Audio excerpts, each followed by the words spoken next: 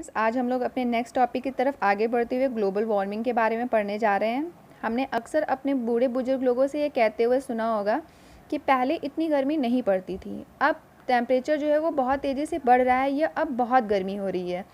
तो इसका कारण क्या हो सकता है? तो इसका जो एक सिंपल सा कारण है वो ग्लोबल वार्मिंग है। ग्लोबल वार्मिंग से तात्पर्य होता है कि पृथ्वी के तापमान में जो वृद्धि हो जाती है उसे ही हम लोग ग्लोबल वार्मिंग कहते हैं। तो पृथ्वी के तापमान जो है वो 14 डिग्री सेल्सियस जो है उसे माना गया है। यदि 14 डिग्री सेल्सियस से ज़्यादा तापमान में वृद्धि होती है तो वो ग्लोबल वार्मिंग मानी जाएगी। तो जैसे कि हम देखते हैं कि गर्मियों में हमारे लोगों के यहाँ का तापमान जो होता है वो 45 डिग्री सेल्सियस तक भी पहुँच जाता है, तो वो ग्लोबल वार्मिंग की वजह से पहुँच जा रहा है। ग्लोबल वार्मिंग को सबसे ज़्यादा प्रभावित करने वाला जो कारक है वो ग्रीन हाउस गैसेस को माना गया है। ग्रीन हाउस गैसेस जो हैं वो CO2, N2O, CFC, जो जितनी भी टाइप्स की गैसेस हैं वो सब ग्रीन हाउस गैसेस के अंदर आती हैं। तो मैंने छोटे से डायग्राम को बनाकर आपको समझाने की यहाँ पे कोशिश की है। तो ये हमारा पृथ्वी है और जो ये आसपास मैंने घेरा बनाया है ये CO2 और जलवाष्प का घेरा है जो हमारे वायुमंडल में इकट्ठा हो जाता है। तो जिसकी वजह से क्या होता है कि जो सन है, सन की जो रेजेस हैं वो पृथ्वी तक आ तो पाती हैं लेकिन वो पृथ्वी से वापस नहीं जा पाती हैं, और जिसकी वजह से जो सूरज की ऊष्मा जो है वो पृथ्वी पर ही एकत्रित होना स्टार्ट हो जाती है और पृथ्वी के तापमान में तेज़ी से बढ़ोतरी होती है। ग्रीन हाउस गैस में जो ग्रीन हाउस गैस है उसमें वृद्धि क्यों हो रही है? तो जैसे कि हम लोग जानते हैं कि CO2 जो है वो पेड़ जो है CO2 के माध्यम से वो खाना बनाता है, CO2 का वो अवशोषण करता है। लेकिन हम देख रहे होंगे कि पेड़ पौधों की बहुत तेज़ी से कटाई हो रही है। नगरीकरण और औद्योगिकीकरण ने पेड़ों पौधों को बहुत तेज़ी से काटना स्टार्ट कर दिया है, जिसकी वजह से CO2 का अवशोषण जो है वो पेड़ पौधे जब है ही नहीं तो कौन करेगा। तो हमारे वायुमंडल में वो CO2 गैस जो है वो घूमती रहती है और वो जो सन की रेजेस हैं उन्हें बाहर जाने में बहुत तरीके से कठिनाई होती है और वो उन्हें बाहर नहीं जाने देती है। तो इसके कारण क्या हो सकते हैं? इसके दो तरीके के कारण हो सकते हैं। पहला प्राकृतिक कारण हो सकता है, दूसरा मानवीय कारण हो सकता है। प्राकृतिक कारण जो है वो CO2, N2O, CFC जो ये गैसेज हैं, जो ये ग्रीन हाउस गैसेज हैं, ये सन की रेज को बाहर नहीं जाने देती हैं। मानवीय कारण में क्या होगा? वनों की कटाई जो हो रही है उसकी वजह से जो CO2 है वो वायुमंडल में बहुत ज़्यादा एकत्रित हो रही है। जो प्रदूषण है, प्रदूषण भी कहीं ना कहीं कार्बन की मात्रा को वायुमंडल में बहुत ज़्यादा एकत्रित कर रहा है, और जो उद्योगों से निकलने वाली गंदगी है, धुआं है, ये भी कहीं ना कहीं ग्रीन हाउस गैस का कारण है। तो यहाँ पे हम देखते हैं कि ग्रीन हाउस गैस के प्रमुख उत्पादक जो देश हैं वो कौन कौन से हैं कार्बन के।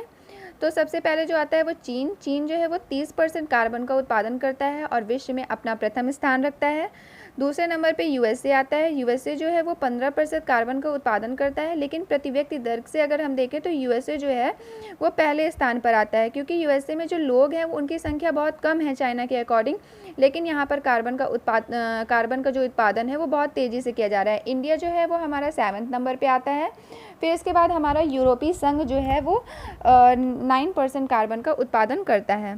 तो इसको प्रभावित करने वाले कारक कौन कौन से हो सकते हैं? इसको प्रभाव इसमें किस किस चीज़ों पे इसका प्रभाव पड़ रहा है?